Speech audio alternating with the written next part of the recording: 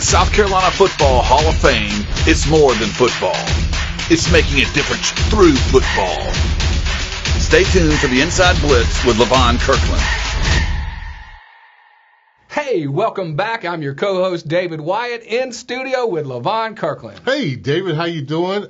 David, it is the Christmas holidays. Are you excited, my friend? Oh, man, I love this time of year. Yes, I am excited, Levon. How about yourself? You know what? I have grown to love this time of year, but at one point in time, I wasn't really a big Christmas guy. Not a big Christmas guy. Man, that's that's hard for me to imagine. What was the issue? Well, let me tell you. Okay. When I was in the NFL, even in college, I didn't really get a chance to spend with my family. I have a big family, bunch of brothers, a bunch of sisters, man. And, the Kirkland house at Christmas was so much fun. But when I got to Clemson, we had to go on the road during Christmas time. So we were playing these bowl games. And then when I got to the NFL, hard times. It was work, So what they would do at Pittsburgh was they would have Christmas early. So if you had a family, you could spend time from 8 o'clock to 12:30. We were off. But then after that, we had to come into work. So let me get this right. Your mom and dad, y'all had a big family. How many brothers and sisters are there? Or how many total kids in there? At one point in time, it was 8 of us. We had I had 4 sisters and 3 other brothers. So y'all are getting together. Mom's cooking it up. Oh yeah. What would y'all eat? We would have, it would be like Thanksgiving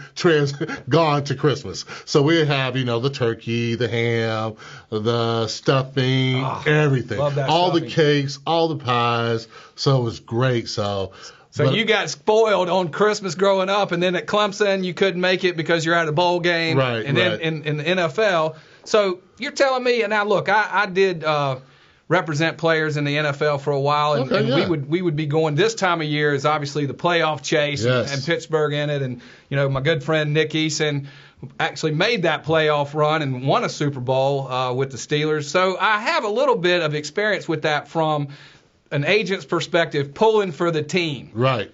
And, that can be a nail biter. There's a lot of work you guys are going into, but I really haven't thought about it from the player's perspective. So give me and the rest of the audience a little bit of insight what that looks like. So on Christmas morning, when you wake up, what were you doing? That was a work day?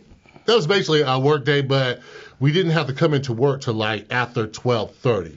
So during that time, because I was single, I didn't have a wife, didn't have kids, anything like that, I would still kind of be in the bed, just like, so you man, we late. got practice. In Pittsburgh, it's cold. Yeah. It's super cold. You experienced that before, haven't you? The Hawk is out. The Hawk is out. If you don't know what the Hawk is. Tell them about the Hawk. The Hawk it comes off the 3 rivers in Pittsburgh, and it comes into the stadium, and it taps you on the shoulder and says, I'm going to be here all day. I'm going to be cold, and I'm going to be chilly. So that's what the Hawk is. So you got that Hawk out. I got that Hawk. You're sleeping a little late. Yeah, man. So it's different because you don't really get that family atmosphere. Now, if you have a family, it's great because you get to spend Christmas morning. But because I wanted to be a bachelor for a while, I kind of had to wake up to myself and wait till 1 o'clock to go to practice. So would you get in touch with your family at all during that morning? Oh, yeah. I would get in touch with my family. I would call home, and basically everybody would kind of be there around 12 o'clock, and they would pass the phone around back in those days, and they would be like, hey, Levon, Merry Christmas. We wish you could be with us. And I'm like, yeah, hey, Merry Christmas. And, with all those brothers and sisters, I had to talk to them and hear the joy and the festivity coming from them, that energy, that Christmas energy. So they were all trying to give you the love, but you were really kind of remembering what you were missing. Yeah, and remembering that I had to go out there and wipe the snow off my car, drive kind of, a little shaky, and be at the stadium by a certain time. Wow. Yeah. So Christmas in the NFL wasn't quite Christmas. It wasn't quite Christmas. But we were grateful, but it was a work day. Yeah. You still working through that holiday. It doesn't matter. I remember traveling through Christmas, going to a game and it's Christmas Day or it's Christmas Eve. Yep. So although it sounds like it's all glitz and glamour, it was kind of work, and it was kind of sad because I didn't have a family back then. So man, yeah. well, I'm glad we're having a great Christmas season this year. How's your Christmas this year? Oh, it's great. It's great. I did all my shopping early. Get to spend it with my kids, so it's going to be a lot of fun. That's fantastic. Well, we're looking forward to it, and this is a special time of the show for us. That time is Mikey Football. Hey, did you know that South Carolina is the only state in the nation home to 2 FBS programs with 10-plus wins and a conference championship? Congratulations, Coastal Carolina and Clemson. Great season. Speaking of conference championships, all 3 FBS programs going into the fall of 2021 are going to have head coaches wearing conference championship rings. Even Shane Beamer just got his conference championship ring from Oklahoma. How about that, guys? Hi, this is Levon Kirkland, and I've gotten to know my co-host David Wyatt pretty well over the years, and I trust him and the Wyatt Law Firm, and you should too. For litigation and business dispute, you want a real quarterback in the courtroom, you need to contact my co-host David Wyatt and the Wyatt Law Firm. Find them at seblawfirm.com. Sports, entertainment, and business. This week's podcast is brought to you by Parham Smith and Archenhold. Hi, welcome back. And you know what's something, David, I really love about you? I want to know. Yes, man. Your collection of ties. Could we get a shot of this beautiful tie that he has on today? That's Mickey Mouse, guys. And, honestly, it kind of fits in what we're going to be doing next. Well, Levon, you talked about my ties last week, and I appreciate that. I love being out here. Appreciate you guys tuning in. And I thought, hey, why not? We got a Disney Spirit Award winner on the show today. How awesome is that? Right. And why not get into the festive, atmosphere and bring a little bit of that Disney spirit. Mickey, he's made so many people happy and spread so much love and cheer. I thought maybe it would work for us. You know what? It's making me smile. It really is. Hey, hopefully it's making you smile as well. And, this is a great interview with Darien Rencher, Disney Spirit Award winner, running back for Clemson Tigers. And I think you're going to really love what he has to say today in this interview. So let's just go hear from Darien. Darien, how you doing, my friend? I'm doing good, OG. Doing well. Glad to be on. Now tell them what you just called me there. OG. OG. So if you break it down, it's original gangster, but people don't use it as far as like gangster terms. It's just somebody you look up to, somebody older than you that's kind of paved the way. OG. See, David, sometimes I have to explain things to my guy David here. You were trying to tell me. Yeah, I was trying to tell him, but I wanted you to explain it to him. So thank you so much for giving that explanation of what an OG is. I appreciate thought that meant old grandpa. Old, yeah. Old grandpa. OG. Yeah. Like my kids call me Old Man Kirk. So, but hey, man, we're really happy that you're on the show, man. We feel that you're a tremendous role model to student athletes everywhere. And just kind of want to talk a little bit about your journey. Now, you grew up in Anderson, South Carolina, correct? Yes, sir. Yeah. Now, you're a football star at TL Hanna. But what made you walk on to Clemson University? Yeah, so I would say it wasn't my first. There was part of the vision, but not the entire vision. Like, I wanted to play, like, major football, a Power 5, top-tier football. I just wanted to get an opportunity somewhere. But I played a lot my freshman year, my sophomore year. Then my sophomore year, I tore my left ACL. And so I lost a lot of my interest and offers. And then I kind of got some of it back going to my junior season. Then a week before my junior year, I tore my right ACL. So I don't know if God wanted to balance it out or what. It's all worked out now. But at the time, it definitely was a lot of adversity. So I missed my entire junior season. If anybody knows anything about recruiting, that's a big year to get recruited.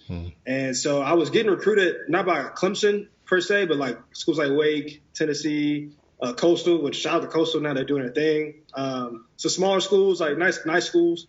But after I got hurt the second time, a lot of that stuff went away. And so going to my senior year, Coach Venables recruited my area. And at the time, Ben Boer, we went to the same high school. He was actually my fullback my freshman year of high school. So I had a really good fullback. Ben Boer was my guy. And so he was kind of emerging as the leader on the team, and he kind of put his neck out there for me. And because I told him, I was like, I would love to walk on. I was like, I think everybody's kind of backed away. I had some really small offers, but I always saw myself playing big ball. And so I kind of was like, it's either Clemson or nothing. Now, tell us a little bit about how it is now, especially in this day and age, being a college student athlete. Yeah, I would say a really good thing, a lot of structure. I mean, you kind of they map out your days for you. Like we have an entire like app that's like totally dedicated to our schedule. Like, everybody has a personalized schedule on this app. Some things are the same. Like you got your team meeting, your workout time. Like I just got done doing a workout before I just came here. And then you have all your classes, all the team lifts, team meetings. And so during the season is very like rigorous, like as far as the structure. In the off season, it's a little more lenient. But like right now, like I mean, today's our long day. We're done with school, which is good. But usually you work out in the morning, do your school throughout the day. You kind of get a day to rest up a little bit more. We kind of come in the evening. We're here till like 10 o'clock. Right. And then Tuesday, we're in here. You lift in the morning if you want to, on Tuesday, Wednesday. Then you kind of in from 2 to 7:30. So, but really your whole day revolves around football. So you got to find a way, you know what I'm saying, to just make it work. And so I would say a lot like school, obviously, is a big priority here. You got school. You got to lift weights at some point because you got to be big and strong if you're trying to play this level. Right. And then I would just say then you got to just try to balance everything. The best piece of advice I've ever gotten was like, it's not about balance per se, it's about harmony. Sometimes you might need to do more school. Sometimes you need to do more ball. Sometimes you need to just get away from all this stuff. Right. But just find a way to like balance it all. It is a lot. I've gotten so used to it, but like when I tell people what I'm doing, they're like, oh my gosh. But yeah, it is a lot. Trevor Lawrence, probably one of the biggest superstars in college football, said you were the best leader on the team. Now, tell me, how does that make you feel, and who inspired you to be that person? One, that means a lot. That's my dude, one of my best friends. You know, when you play ball, like I think at a place like Clemson, you're friends with everybody. Right. And you obviously find some dudes you kind of click a little bit more, whether just belief system, life, or you just kind of play on offense together or whatnot. But that's one of my really good friends, and obviously he is who he is, so that does mean a lot. I think his words do hold a lot of weight. And so, yeah, just who inspires me to lead, I would just say I feel like I watch my parents lead me. So that's been a big thing. And then I've been blessed with like a lot of mentors, whether through church, through football, just people that have come alongside me. And I just learned that like leadership is a two-way street. Like you actually got to want to receive it, and then people have to be willing to give it. Right. I think as a young person, like I've tried to like really be eager and asking questions, because as you get older, like people want to give you stuff, but you got to ask a little bit. They're not just going to openly give it to you. And so I try to reach out to people, and I think I've been blessed with a lot of people who've poured out knowledge in my life. Okay, now I saw you on this big march they had on Clemson campus. And although Trevor and Dabo was probably some of the people that you really knew, you really stood out to me as the leader of that movement. Can you tell us a little bit about that day and how it went? I mean, it was an amazing spectacle to see. The world, as far as like on the telephone, you see somebody die. And I feel like that really shook me up. So I was kind of starting to ask a lot of questions, and I was trying to figure out how I should feel, what I should think about everything. And then when George Floyd happened, I think that was like a tipping point. It wasn't that his death was like any more significant to like all people that died were significant as far as police brutality and stuff like that. But I feel like his really was a tipping point to where like I feel like America just had enough, and people were willing to come together and stand up for what's right. Even for myself, like because I for a long time didn't feel like I could like. I just feel like you just got to accept things for the way they are instead of trying to make a difference. And I think you saw the world kind of. It wasn't just one race coming together. It was everybody coming together. Okay. Well, it was outstanding work. Now, you're sitting in a place that has the fifth quarter Clemson Tigers, and it talks about Paul Journey. Can you tell us, for the people who don't know, about what Clemson University, especially the football program, and this Paul Journey and what it's all about?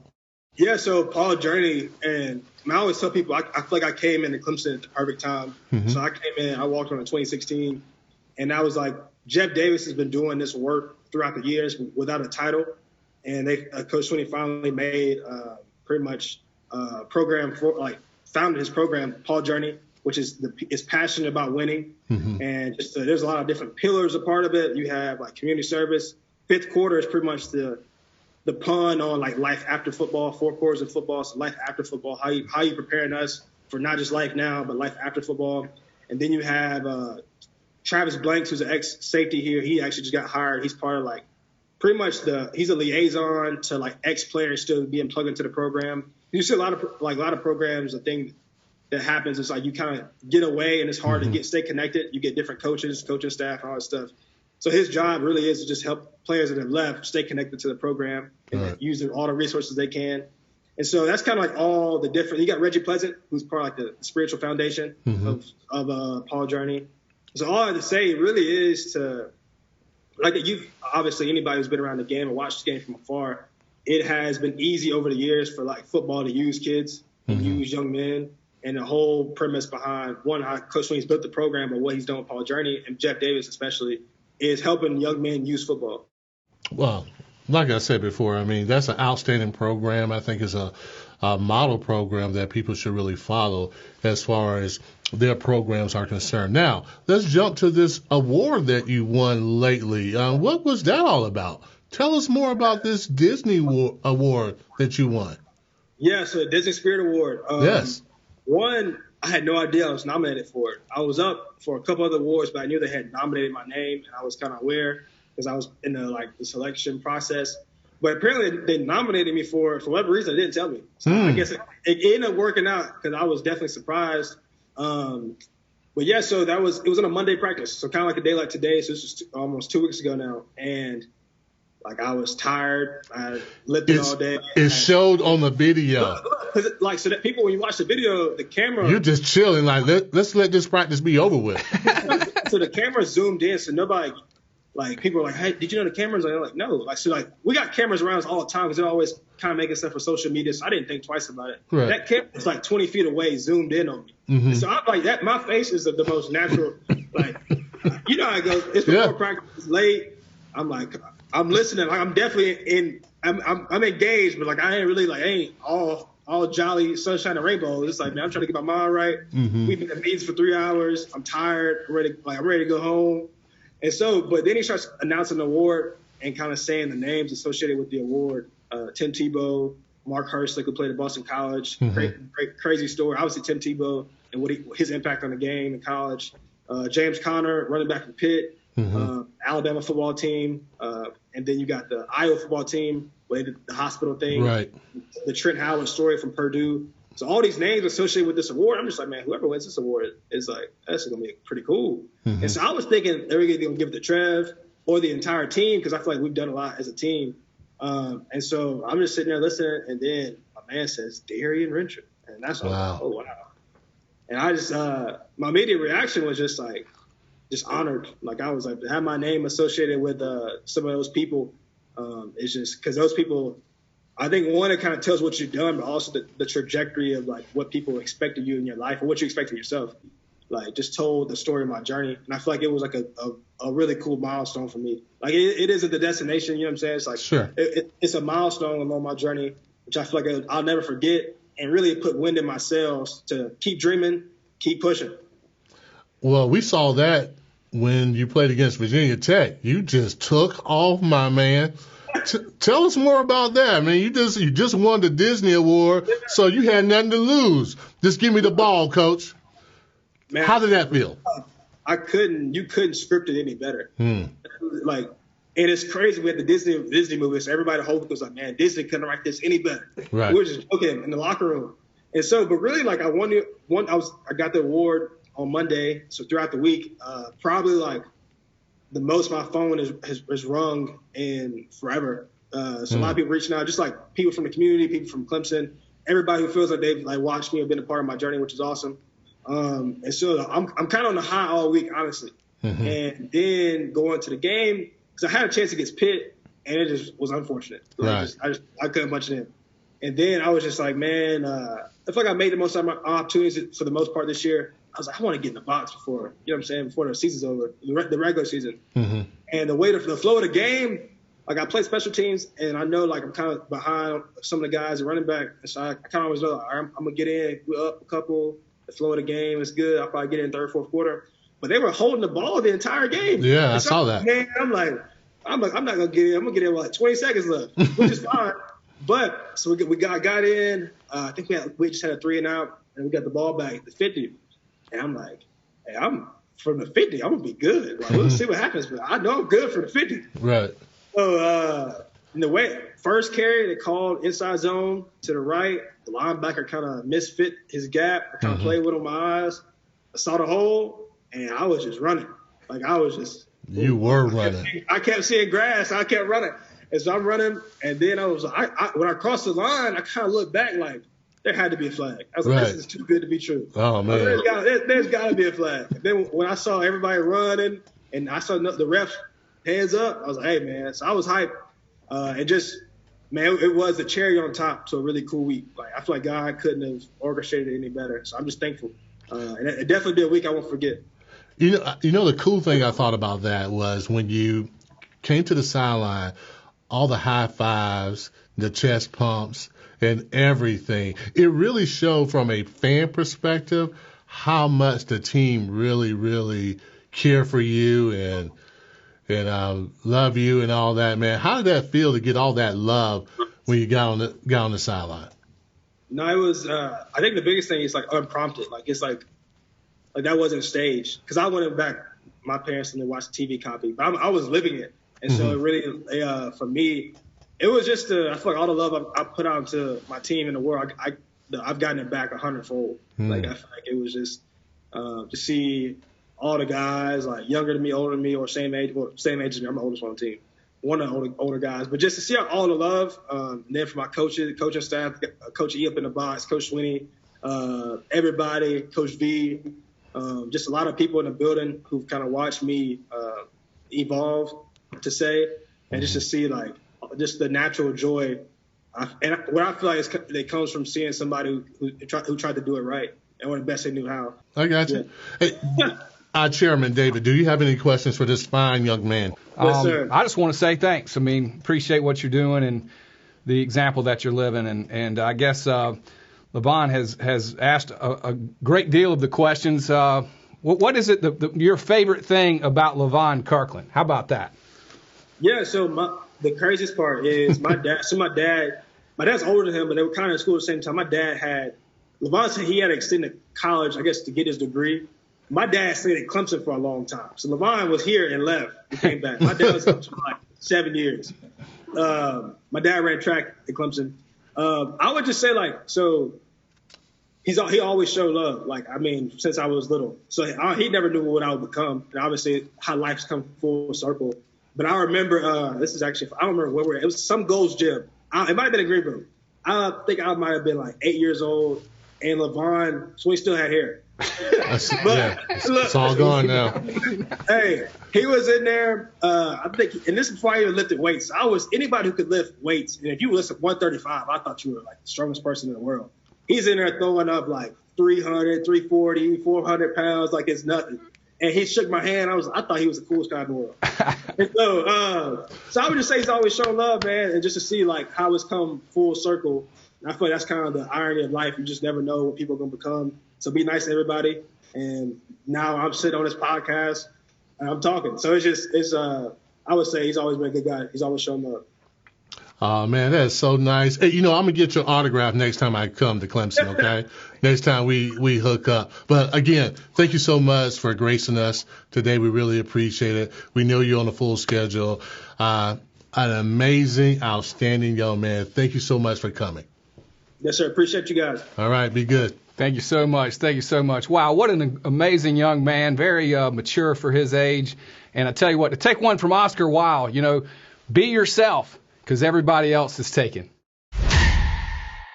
Hi there, this is former South Carolina football coach Steve Spurrier, and you're listening to the Inside Blitz with Levon Kirkland. Bridge Builder Quick Hits, brought to you by Wyatt Law. Wow, Levon Kirkland. Hey, what's up, David? Just in time for our Quick Hit segment. You got a minute? I got a minute. Oh, good. Well, You know what? I was at a friend's house the other day, and he was telling me his kid, who was an awesome athlete, wasn't able to go to college because he didn't qualify for the D1 or D2 NCAA regulations. Are you familiar with that? Well, here at the South Carolina Football Hall of Fame, we're here to educate, empower, and encourage. So, yes, of course. Hit me with some questions. So, you played college, you were recruited, and you coached, so you know these rules. How would you recommend these guys find out about this stuff? Well, I would say this. You need to start early as even the 9th grade, to understand what the eligibility requirements are. So, for example, you got to know how many core courses you have to take. That's 16. You also have to understand that your counselors are there to help you out. So you got to know how many courses, the types of courses, talk to your counselor, talk to your coaches. Where else could you maybe go get some of this information? Well, come to us. With the South Carolina Football Hall of Fame, we can hook you up with a PDF that goes even deeper than what we're explaining right now. So a free PDF at scfootballhof.org. Get your NCAA eligibility requirements figured out now so you can get to the next level and be prepared in your college and career. It's more than football. It's making a difference through football. Everyone wants to be a part of something bigger. But not everyone will. Everyone has goals, but not everyone knows where to start. We Are not everyone. are not everyone. Are not everyone. Are not everyone.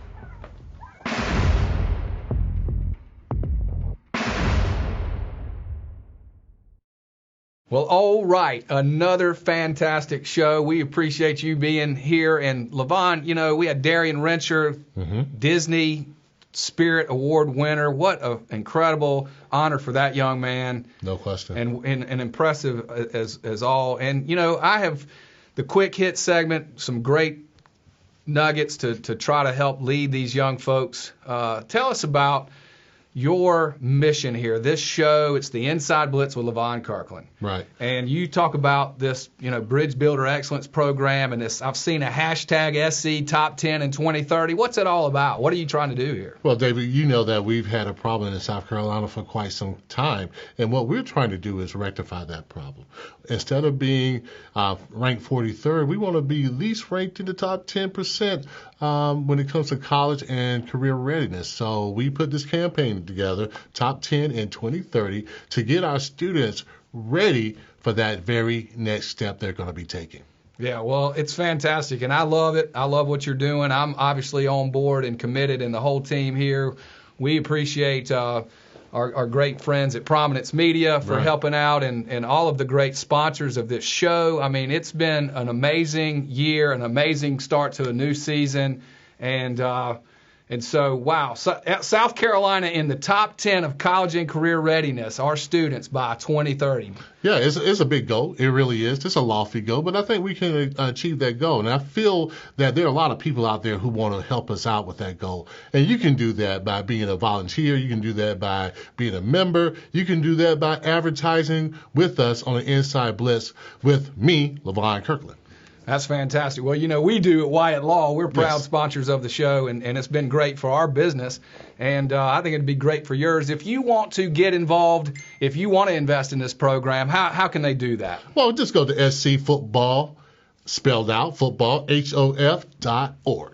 scfootballhof.org. And I tell you what, another thing I want to say is college football coaches, high school football coaches, athletes, students, siblings, parents, grandparents, you've all reached out and thanked us or talked about the show and have been really supportive of what we're doing. And you've got a lot of people out there, Levon, that love you and are loving this leadership and sports podcast. So I want to thank them, and I know you want to join me in saying Merry Christmas to all of you. Merry Christmas.